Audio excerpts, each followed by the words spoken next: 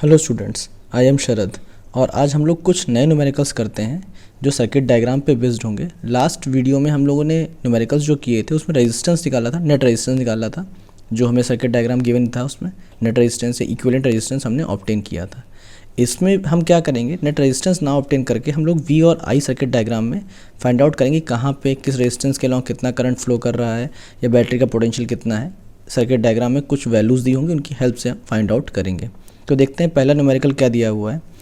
यहाँ एक circuit diagram बना हुआ है, इसके बारे में इन्फॉर्मेशन नीचे लिखी हुई है। क्वेश्चन में कहा गया करंट जो है वो आई जो है 3 एम्पियर, मतलब यहाँ करंट जो सर्किट में नेट करंट जो फ्लो हो रहा है दैट इज़ 3 एम्पियर। हमें पता करना है magnitude of current I dash along 2 ओम, मतलब यहाँ करंट कितना फ्लो होगा पता करना है, और magnitude of terminal potential across V of the battery, मतलब पोटेंशियल डिफरेंस जो बैटरी के अलॉन्ग है हमें ये पता करना है। तो दो चीज़ें यहाँ पे हमको ऑब्टेन करनी है। तो देखते हैं इसको कैसे करेंगे।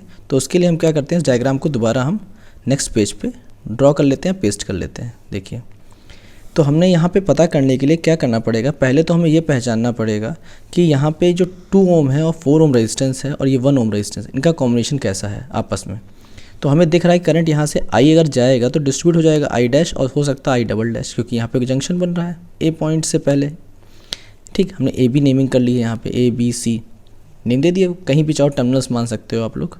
ठीक है, फिर करंट कंबाइन होकर फिर से आई आएगा और करंट यहाँ जाएगा। तो जहाँ करंट ब्रेक हो रहा है वहाँ क्या होता है, पैरेलल कॉम्बिनेशन। इसका मतलब 2 ओम और 4 ओम के अलॉन्ग क्या है, पैरेलल कॉम्बिनेशन है, और इन दोनों का जो नेट रेजिस्टेंस होगा इस 1 के साथ क्या होगा, सीरीज़ में हो जाएगा।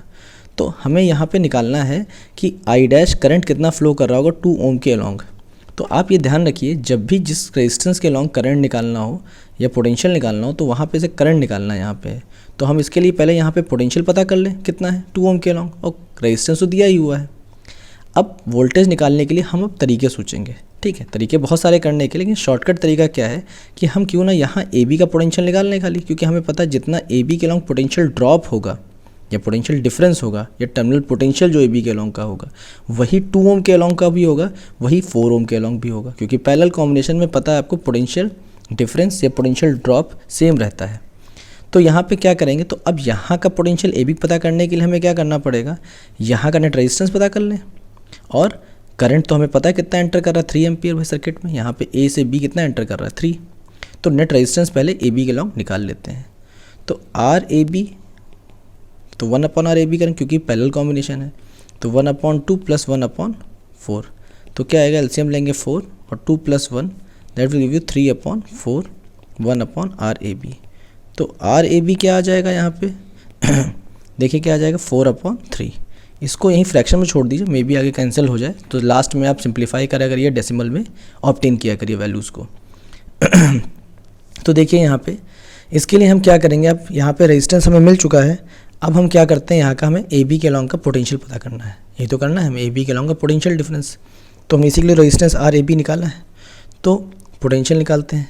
तो वी ए बी ओम्स लॉ लगाएंगे, V A b equals to I current total और आर ए बी रेजिस्टेंस भाई यहाँ का तो देखिए आई कितना है यहाँ पे, आई आपका जो यहाँ पे करंट है वो कितना फ्लो, क्वेश्चन में दिया हुआ था 3 एम्पियर, और रेजिस्टेंस आपने 4/3 निकाला। तो 3 से 3 कैंसिल हो गया, 4 वोल्ट आपका पोटेंशियल ड्रॉप या potential difference along A B terminal obtain हो गया। अब पोटेंशियल डिफरेंस मिल गया, तो मैंने अभी बताया था कि पैरेलल कॉम्बिनेशन पोटेंशियल दोनों को सेम मिलेगा। तो अब देखते हैं 2 ओम के अलॉन्ग कितना पोटेंशियल होगा, तो वही 4 वोल्ट होगा। तो अब निकालना क्या है करंट, तो यहाँ पे फिर से लगाएंगे ओम्स लॉ। तो यहाँ पे ओम्स लॉ की हेल्प से क्या होगा, आई डैश करंट निकालना है, वी तो वी कौन सा लेंगे, वी ए बी अपॉन आर। ठीक, तो आर यहाँ पे मान लेते हैं कुछ भी, R1 नाम दे देते हैं, R1 मेरा 2 ओम है। ठीक है, तो यहाँ पे I dash equals to V A B कितना निकाला था हमने 4 वोल्ट, और आर डैश कितना है 2, तो कितना हो जाएगा आर डैश या R1 मैंने माना है अभी, तो 2 एम्पियर करंट आपका फ्लो होगा। मैंने R1 किसको माना था, इसको माना था R1। ठीक, तो यहाँ पे आपको करंट ऑब्टेन हो गया। तो देखिए आपको तरीके बहुत सारे करने के, कि क्या करेंगे आप टोटल पोटेंशियल निकाल लेंगे, टोटल बैटरी का वो तो निकालना ही निकालना लास्ट में है, तो थोड़ा लॉन्ग तरीका हो जाए। तो आप अभी प्रैक्टिस करेंगे तो आपको भी ये तरीके सोचना आ जाएगा। अभी कुछ क्वेश्चंस को मैं जो बता रहा हूँ इस तरीके से ट्राई करिएगा। ठीक है, जहाँ समझ में आए रिवाइंड करिए वीडियो को, फिर से बैक जाइए, देखिए दोबारा, समझिए। ठीक, अब रह गया था इस क्वेश्चन में पार्ट कि हमें बैटरी का पोटेंशियल निकालना है। तो हमने कहा था जितना पोटेंशियल नेट अप्लाई करते हैं हम लोग, ये आप पता है ना हो तो ध्यान रखिएगा, जितना नेट पोटेंशियल अप्लाई करते हैं हम लोग, तो वो हमेशा जितना रेजिस्टेंस के अलॉन्ग ड्रॉप होता है, ए बी के अलॉन्ग ड्रॉप होगा और बी सी के अलॉन्ग ड्रॉप होगा, उन दोनों का सम नेट पोटेंशियल के बराबर होता है। तो हमने शायद अभी ए बी के अलॉन्ग का पोटेंशियल हमने ऑब्टेन कर लिया, कितना 4 वोल्ट था, बी सी के अलॉन्ग का और ऑब्टेन कर लें, ऐड कर दें, टोटल मिल जाएगा, ज़्यादा आसान पड़ेगा क्योंकि हम पहले ही वी ए बी निकाल चुके हैं। तो देखिए इसके लिए क्या करेंगे, सिंपल सा तरीका, तो हम क्या करते हैं पोटेंशियल निकाल लेते हैं वी ए बी। तो करंट निकालना पड़े, करंट में खास टोटल करंट वही फ्लो करेगा, जो करंट यहाँ से एंटर किया वही यहाँ तो मिलेगा, क्योंकि यहाँ कॉम्बिनेशन क्या हो रहा है, सीरीज़ में हो रहा है इस ए बी के अलॉन्ग का बी सी के साथ। तो आई और फिर इंटू आर, तो आर इसको मैं भी नेम दे देता हूँ R2, तो आई R2, तो आई कितना था 3, ठीक है, आई आपका 3 था, तो 3 कर लेते हैं यहाँ पे, और यहाँ पे आपका ऑब्टेन कर लेते हैं R2 कितना है 1, तो कितना आ जाएगा 3 वोल्ट। अब नेट पोटेंशियल निकालना V बैटरी का, जो हमने V मान रखा है, ऑलरेडी क्वेश्चन में दिखा रखा है, तो V इक्वल्स टू क्या हो जाएगा V, और मैंने यहाँ पे नेमिंग थोड़ी सी गलत कर दी, ध्यान रखिएगा, ए बी नहीं, यहाँ पे आपका होगा बी सी, क्योंकि बी सी के अलॉन्ग निकाल रहे हैं, तो वी ए B plus V B C, तो यहाँ पे ए बी क्या आ जाएगा 4 + 3, that will get you 7 volt. तो ये हमारा एक रिज़ल्ट हमारा ये ऑब्टेन हुआ, ठीक, और एक रिज़ल्ट हमारा यहाँ ऑब्टेन हुआ था आई डैश। तो 2 ही तो आंसर पूछे गए थे निकालने को, तो ये हमारा आंसर्स आ गए। तो जहाँ पे समझ में ना आया फिर से बैक करके देख लीजिए, ठीक, बात समझ में आ गई, ठीक। और ये ध्यान रखिएगा यहाँ पे हमने बात को करेक्शन करके वी बी सी कर दिया था, वी ए बी लिख दिया था मैंने बाय मिस्टेक, ठीक है। अब एक न्यूमेरिकल और देखते हैं हम लोग हैं यहाँ पे इसी टाइप का बेस्ड। देखिए नेक्स्ट न्यूमेरिकल क्या दिया हुआ है, यहाँ पे सर्किट डायग्राम कुछ बना हुआ है, देखते हैं क्या इन्फॉर्मेशन दी इसके बारे में। रेजिस्टेंस तो हमें ऑलरेडी इंडिकेटेड है येलो से, ठीक, उनके वैल्यूज़ भी दी हुई वहीं पर टॉप पे वाइट कलर से। अब देखते हैं यहाँ पे क्या लिखा हुआ क्वेश्चन में, if I equals to 3 ampere then find out, मतलब यही करंट, नेट करंट कितना फ्लो कर रहा है 3 ampere, find out the magnitude of current I dash, फिर आई डैश निकालना है कहाँ 3 ओम के अलॉन्ग यहाँ पे, ठीक, रजिस्टर के अलॉन्ग, और हमें फाइंड आउट करना है potential drop along V D C, मतलब ये दो टर्मिनल्स जो हैं डी सी, यहाँ 1 ओम के अलॉन्ग कितना पोटेंशियल ड्रॉप हुआ है, ये दोनों चीज़ें हमें ऑब्टेन करनी है। तो फिर से देखते हैं तरीका अपनाते हैं। तो देखिए अब डायग्राम मैंने दोबारा फिर से पेस्ट कर दिया है, इस बात को यहाँ पे सॉल्व करते हैं। अब देखिए सॉल्व करेंगे तो समझिए, यहाँ पे फिर से थोड़ा लॉजिक सोच लेते हैं कैसे हम अप्रोच करेंगे क्वेश्चन तक। अब हमें क्या करना है, यहाँ पे भी करंट को ऑब्टेन करना है, that is I dash, I dash पता करना है हमको करंट, और करंट नेट कितना फ्लो कर रहा है आई भाई सर्किट के अंदर, करंट नेट इंटर कितना कर रहा है आई, तो आई कितना आपने वैल्यू बताई थी आपको, कितना वैल्यू दिया था 3 एम्पियर, तो 3 एम्पियर करंट यहाँ पे एंटर कर रहा है, तो मैं लिख लेता हूँ, याद रहेगा 3 एम्पियर एंटर कर रहा है, ठीक।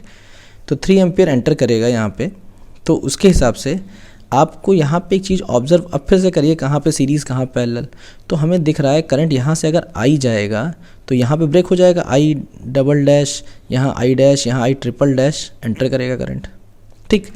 लेकिन हमें क्या दिख रहा है कि तो यहाँ पे इसमें करंट जो जाएगा 2 ओम में वही 1 ओम में जाएगा, फिर यहाँ पे आगे बी पे मिल जाएगा, यहाँ तो आई डैश ही जाएगा, यहाँ पे करंट 1 ओम में जितना जाएगा तो 2 फिर कंबाइन हो जाएगा। तो ये 2 और 1 क्या है, अगर देखा जाए 2 और 1 सीरीज़ में है, और 1 और 2 सीरीज़ में है, और 2 और 1 का कॉम्बिनेशन, 1 और 2 का कॉम्बिनेशन 3 के साथ क्या है पैरेलल में, मतलब इन दोनों का कॉम्बिनेशन, इन दोनों का कॉम्बिनेशन इसका साथ में क्या है पैरेलल में है। तो नेट ए बी के अलॉन्ग का हमें रेजिस्टेंस निकल आएगा। फिर ये जो ए बी के अलॉन्ग का पूरा कॉम्बिनेशन है वो क्या है, डी सी के अलॉन्ग क्या है सीरीज़ में, क्योंकि भाई करंट यहाँ से जा रहा है, फिर सेम करंट पास होकर बैटरी में पहुँच रहा है। अब हमें निकालना आई डैश, तो हम सोच रहे हैं कि हम यहाँ का पोटेंशियल निकालें, जो भी बताया था तरीका, नहीं ज़रूरत पड़ेगी, क्योंकि एक तरीका और ध्यान रखिए, अगर कहीं जंक्शन पे आगे रेजिस्टेंस ब्रेक हो रहा है, मतलब करंट डिस्ट्रीब्यूट हो रहा है, लेकिन सब में रेजिस्टेंस जो ब्रांचेस ब्रेक हो रही, सब में रेजिस्टेंस सेम है अगर, तो सब में करंट जो होगा इक्वली डिस्ट्रीब्यूट होगा। देखो भाई यहाँ 2 और 1 सीरीज़ में, 2 और 1 3 हो जाएगा, ये 3 ओम तो है ही है, यहाँ 1 और 2 कितना 3 हो जाएगा, तो यहाँ तीनों ब्रांचेज में रेजिस्टेंस क्या है सेम है, तो यहाँ क्या करंट इक्वली डिस्ट्रीब्यूट हो जाएगा। तो हम यहाँ पे सिंपल सा नेट करंट कितना एंटर कर रहा है, नेट करंट जो एंटर कर रहा है वो आपका एंटर कर रहा है आई इक्वल्स 3 एम्पियर। और फिर लिख देंगे if the resistance in each branch is same then same current will flow. भाई सब में करंट सेम फ्लो करेगा। तो इसका मतलब अगर हम चाहें तो आई डैश जो होगा वो क्या होगा, आई का मतलब आई डैश जो होगा वो आई अपॉन 3 हो जाएगा। भाई सब में जो करंट जाएगा सब में इक्वल ही जाएगा, तो सबका 1/3 हिस्सा सब में जाएगा, टोटल कितना था आई। तो यहाँ पे डायरेक्टली हम ऑब्टेन कर सकते हैं इसका आंसर। तो कितना हो जाएगा, आई आपका दिया हुआ है यहाँ पे 3 और 3 डिवाइड कर दे 1 एम्पियर आ गया। तो डायरेक्टली आपको आंसर देखिए मिल गया। तो ये तरीके हैं अप्रोच करना क्वेश्चन के। अब हमारा क्या रह गया, डीसी के अलॉन्ग पोटेंशियल ड्रॉप पता करना। तो यहाँ पर पता करने के लिए हमें क्या करना पड़ेगा, सोच रहे हैं टोटल पोटेंशियल पता करें, फिर ए बी का पोटेंशियल पता करें, फिर माइनस करें तो मिल जाएगा। हाँ तरीका ये भी सही है, लेकिन बहुत लॉन्ग अप्रोच हो जाएगी। मैंने क्या बताया था, जहाँ रेजिस्टेंस की जो चीज़ पूछी जाए उसके अलॉन्ग 2 चीज़ें पता कर लो। अगर आई पूछा जाए तो वी और आर पता कर लो, अगर वी पूछा जाए तो आई और आर। तो क्या हमें 1 ओम के अलॉन्ग का आई नहीं पता है, पता तो है, जितना यहाँ से एंटर कर रहा वही तो यहाँ निकल रहा है। तो यहाँ का हमें आई भी पता है 1 ओम के अलॉन्ग का, और हमें रेजिस्टेंस तो पता है। तो ओम्स लॉ लगा के वी डी सी निकाल सकते हैं हम लोग हैं। तो देखिए V D C equals to I into R dash मान लो उसको, ठीक। तो आई कितना हो गया यहाँ पे आपका 3 एम्पियर, और करंट कितना है और रेजिस्टेंस कितना है 1। तो यहाँ पे क्या कर 3 वोल्ट आपका ऑब्टेन हो जाएगा। तो ये एक आंसर आ गया वी डी सी। तो यही तो 2 आंसर्स पता करने कहे गए थे। तो आपको ध्यान क्या रखना है कि कैसे क्वेश्चन में अप्रोच करना है, लॉन्ग तरीके से या शॉर्ट तरीके से, वो आप पे डिपेंड करता है। वही कहा मैं, प्रैक्टिस करेंगे तो बार बार आएगा आपको। देख डायग्राम कितना कॉम्प्लेक्स लग रहा, देखने में लग रहा था, और सॉल्व कितना सिंपल तरीके से हो गया। तो वही अप्रोचेस ही डिपेंड करेंगे इन सर्किट डायग्राम्स में, और कोई तरीका नहीं है। वही मैं कह रहा हूँ, प्रैक्टिस करिए। मैं न्यूमेरिकल्स और करवाता रहूँगा, और आप वर्कशीट आपकी बुक्स में दी होंगी उनको करिए, समझ में आपको न्यूमेरिकल्स आएंगे, ठीक है। न्यूमेरिकल सर्किट डायग्राम पे बेस्ड आपके वी और आई वाले, ठीक है। एक क्वेश्चन और देखते हैं फिर। देखिए अब एक क्वेश्चन थोड़ा सा अलग थोड़ा दिया है मैंने क्वेश्चन। यहाँ पे क्वेश्चन क्या कह रहा है कि एक सर्किट डायग्राम फिर से बना हुआ है, लेकिन सर्किट डायग्राम में स्विचेस लगे हुए हैं, और यहाँ पे अगर कॉम्बिनेशन सिंपली किसी बच्चे से पूछ लो तो साफ साफ दिख रहा होगा कि यहाँ पे रेजिस्टेंस R1, R2, R3 तीनों क्या है पैरेलल में दिख रहे हैं, क्योंकि करंट यहाँ आई जा रहा है, तीनों में ब्रेक होगा। और देख पैटर्न जो बना हुआ है वो भी पैरेलल ही दिख रहा है, लेकिन यहाँ पे स्विचेस लगे हुए हैं, और कुछ स्विचेस में बीच में डॉट लगा हुआ है। तो सर्किट क्या है, क्लोज है। यही तो मीनिंग होता है सर्किट डायग्राम में। मैं पहले वीडियोस में बता चुका सर्किट डायग्राम, अगर नहीं पता तो देख लीजिए पहले वीडियोस में जाके कि सिंबल्स क्या यूज़ होते हैं स्विच को शो करने के लिए, कहाँ कैसे ओपन और कैसे क्लोज्ड। तो जब डॉट लगा होता तो क्लोज, मतलब करंट इसमें फ्लो करेगा, और डॉट नहीं लगा तो करंट इसमें फ्लो नहीं करेगा, मतलब कि ये स्विच क्या है, ऑफ है। तो यहाँ पे क्वेश्चन में क्या कहा गया है कि तीनों रेजिस्टेंस हमारे क्या हैं, बराबर हैं, जिसको हमने आर के बराबर माना है क्वेश्चन में। फिर हमें कहा गया, पता देखते हैं क्या करना है। पहले देखें क्या दिया हुआ है कि करंट यहाँ आई फ्लो कर रहा था 2 एम्पियर, जब क्या था करंट सिर्फ नहीं पास कर रहा था, not passes through R dash resistor, sorry R1 resistor, R1 resistor के अलॉन्ग करंट जब पास नहीं कर रहा था। तो करंट R1 के अलॉन्ग जब नहीं पास कर रहा था, तब यहाँ पे आपने क्या देखा कि करंट कितना नेट फ्लो कर रहा था, 2 एम्पियर का। अब पूछा क्या गया है, पूछा ये गया है कि net magnitude of current in the circuit, कितना मैग्नीट्यूड ऑफ करंट सर्किट में होगा जब करंट पास करेगा ऑल 3 रेजिस्टेंस में, तीनों रेजिस्टेंस में करंट फ्लो करेगा, मतलब ये भी स्विच ऑन हो जाए तब कितना करंट पूरे सर्किट में फ्लो करेगा, ये हमें बताना है, ठीक। और सिर्फ डाटा हमें क्या दिया है कि I इक्वल्स 3 एम्पियर, और ये रेजिस्टेंस तीनों क्या है, इक्वल है। तो अब ध्यान रखिए इस सर्किट डायग्राम में एक चीज़ और ध्यान रखनी है कि बैटरी जो लगी थी वही लगी रहेगी ना, वो तो चेंज कर नहीं रहे हम। तो हमको एक अप्रोच मिल रही है कि पोटेंशियल सेम रहेगा, क्यों ना हम पोटेंशियल को ऑब्टेन कर लें और दूसरी बार जब करंट निकालना हो तो वही पोटेंशियल फिर से यूज़ कर लें। पोटेंशियल्स को ऐसे टर्म्स में निकालें जो हमें डाटा नोन है, मतलब आर और आई के फॉर्म में, क्योंकि आई भी हमें नोन है 2 एम्पियर। तो देखते हैं इस क्वेश्चन को, ठीक है। फिर से हम डायग्राम कॉपी करके पेस्ट कर लिया हमने, ठीक। देखिए तो यहाँ पे सिंपल सा तरीका हमने क्या किया, पहले हमने क्या किया, वी को अप्रोच करना है। तो वी कब अप्रोच करना है, जब बैटरी निकालें, जब करंट उसमें 2 एम्पियर फ्लो कर रहा था। करंट कितना 2 एम्पियर फ्लो कर रहा था। कब, जब हमारा सर्किट में R1 के अलॉन्ग करंट नहीं फ्लो कर रहा था। तो अब देखिए इसके लिए क्या करेंगे हम लोग। तो हमने क्या किया, V = IR लगाया, लेकिन हमने क्या किया, हमें पता है R1 और R2 और R3 तीनों =R है, ठीक। लेकिन हमें अभी R2 और R3 से ही मतलब है, तो 1/RP कर लेते हैं पैरेलल में, ठीक। तो 1/R2 + 1/R3 मतलब कि 1/R + 1/R। तो कितना मिल जाएगा, RP = आ जाएगा सॉल्व करके R/2 ओम का रेजिस्टेंस हो गया। अब वोल्टेज निकाल लेते हैं, तो V = IR, तो RP लिख देंगे यहाँ पे।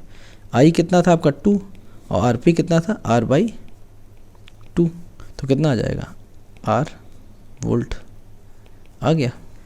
तो यहाँ पे क्या आ गया, R वोल्ट आपका कितना आ गया, पोटेंशियल जो बैटरी लगी हुई पोटेंशियल टर्मिनल पोटेंशियल बैटरी का पोटेंशियल डिफरेंस आ गया। अब नेक्स्ट टाइम में क्या होगा, जब सर्किट ऑन होगा, तो हम सर्किट चलो ऑन कर लेते हैं, बना लेते हैं। सर्किट जब ऑन हो गया तो क्या तीनों रेजिस्टेंस में करंट जा रहा है, मतलब सर्किट जो फर्स्ट रेजिस्टेंस जो था इसमें करंट नहीं फ्लो कर रहा था, अब उसमें करंट फ्लो करने लगा, लेकिन बैटरी तो वही लगी है, दैट इज़ R वोल्ट की, R के टर्म्स में निकाल लिया।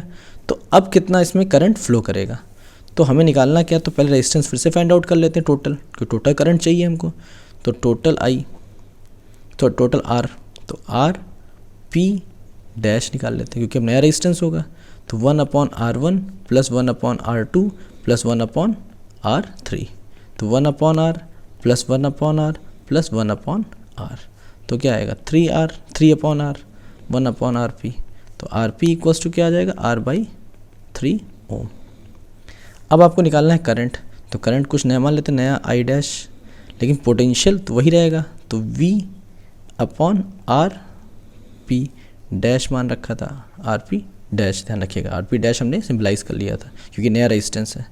तो यहाँ पे वोल्टेज कितना था हमने R के फॉर्म में, तो R, और आपका RP डैश कितना 3R/3, तो I डैश यहाँ पे क्या ऑब्टेन हो जाएगा, R से R कैंसिल हो जाएगा, 3 ऊपर चला जाएगा, तो आएगा कितना 3 एम्पियर।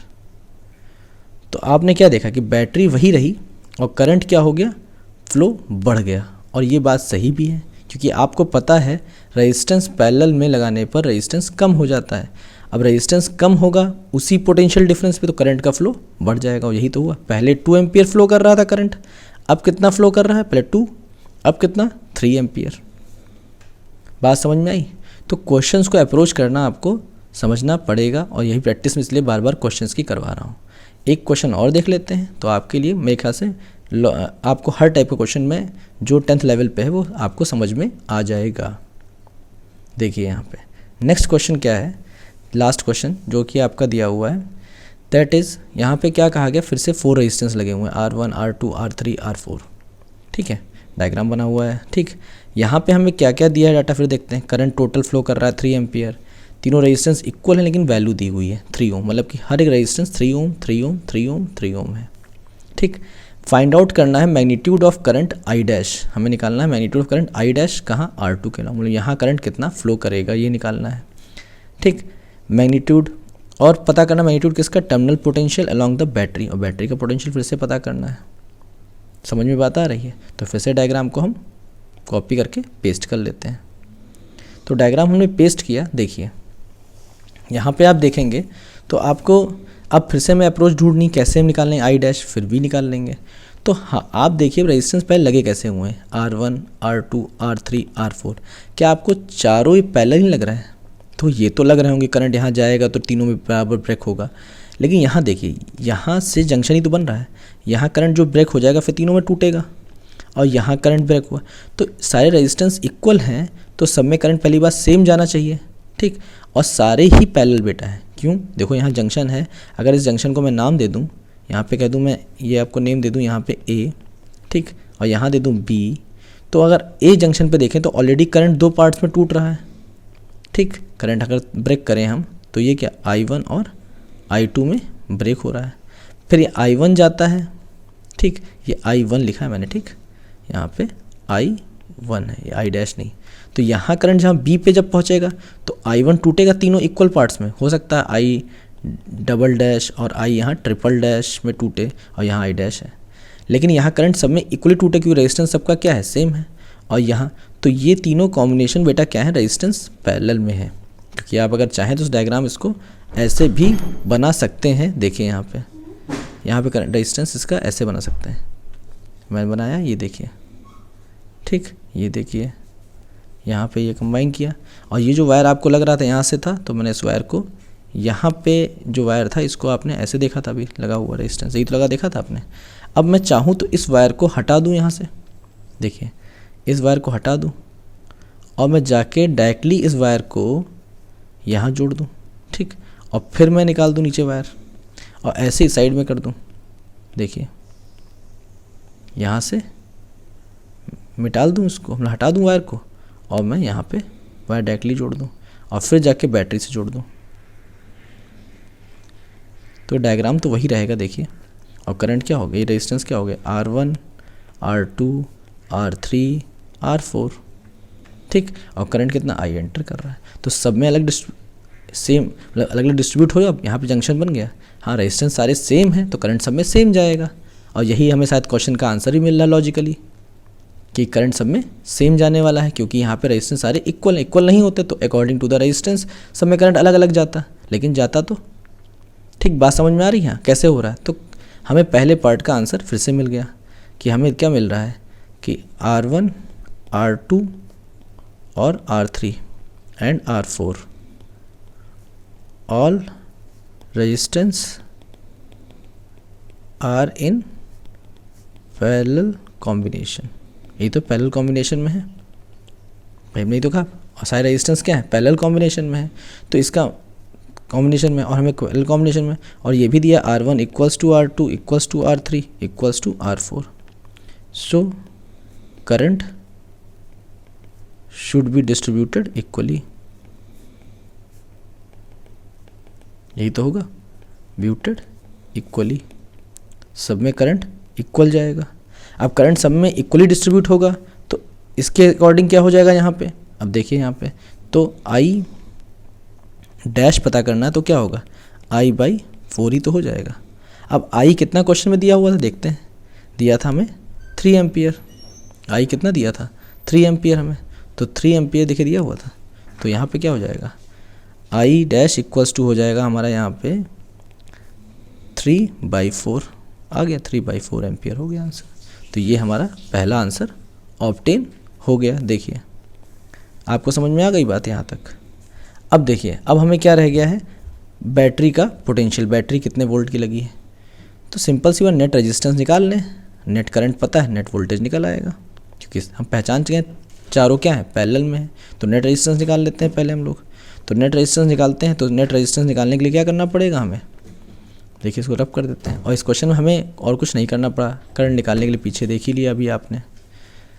तो देखिए यहाँ पे क्या करेंगे, अब इसके लिए हम लोग देखते हैं। तो हमारा फिलहाल देख लेते हैं कि रेजिस्टेंस कितना R1 R2 R3 था, हमारे सारे आपके 3 ओम के थे, और रेजिस्टेंस कितने लगे 4। तो देखिए तो यहाँ पे क्या हो जाएगा, नेट R, तो R इक्वल्स टू 1/R, क्योंकि पैरेलल में है तो 1/R1 plus 1/R2 plus 1/R3 plus 1/R4। तो 1/R1 देखिए, तो R1 यहाँ पे क्या हो जाएगा, R1 कितना आपका 3, ये भी आपका 3, यहाँ पे 3 और 3, सारे 3 ओम के हैं, ठीक, सारे 3 ओम के आ गए। तो यहाँ पे क्या हो जाएगा 4/3, 1/R 1/R, तो R इक्वल्स टू कितना आ जाएगा 3/4 ओम आ जाएगा। आ गया रेजिस्टेंस, टोटल रेजिस्टेंस मिल गया। अब निकालना क्या, potential, Ohm's law, V equals to IR। Net current कितना फ्लो कर रहा था क्वेश्चन में बताया मैंने, अभी क्वेश्चन में दिया था मैंने नेट करंट 3, और रेजिस्टेंस कितना 3/4, तो 3 3 9/4 वोल्ट। फ्रैक्शन में छोड़ दीजिए, कोई दिक्कत नहीं आंसर को। तो ये हमारा सेकंड आंसर ऑब्टेन हो गया, ठीक। तो यहाँ तक कुछ न्यूमेरिकल्स मैंने करवाए जिसमें आप समझ पाएँ कि कैसे हम V और I को ऑब्टेन करेंगे। हमें भी और न्यूमेरिकल्स होंगे, ठीक है। फिर वही बात, जो इसमें प्रॉब्लम हो, कुछ भी क्वेश्चन में डाउट होता है तो कमेंट में आप पूछ लीजिएगा मुझसे, मैं आपको बता दूंगा। ठीक, तब तक रिवाइज करते रहिए। Thank you.